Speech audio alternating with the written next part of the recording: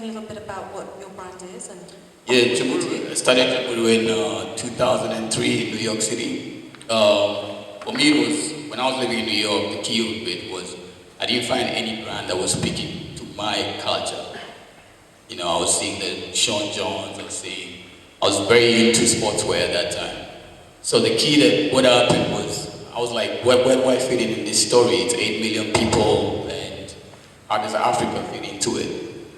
So for me, what I did, I started a t-shirt line, and with the t-shirt line, what ended up happening was I wanted to learn the business. So learning the business, I got myself into an internship with a big brand back then called Echo Unlimited.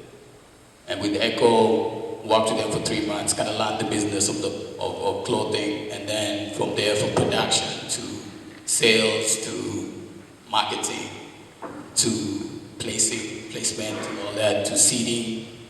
So from there, what happened was they called me back to get a job. So I worked with them for 4 years.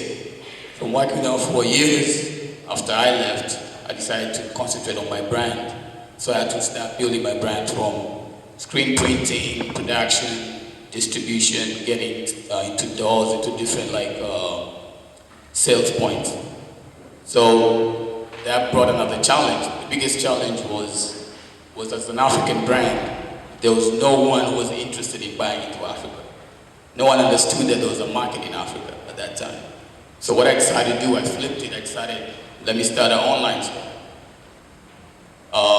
Okay, the online store is there, www whatever, but nobody knows it because it's a big, the internet was huge. How do you know to go to jamuriwear.com to find this t-shirt?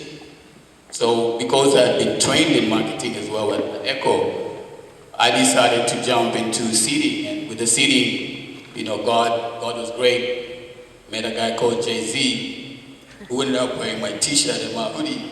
So that was big. So everybody now, the traffic came to jamuriwear.com.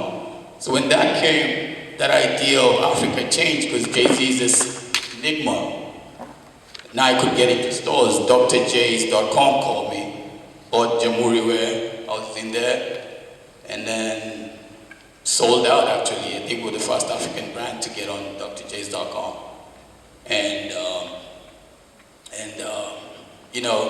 that's been the process until now. But I decided that being organic as an African designer, I have to come back home and inspire myself and find new challenges. So that's how I ended up in Kenya. And these were my new challenges that I've discovered when I was here.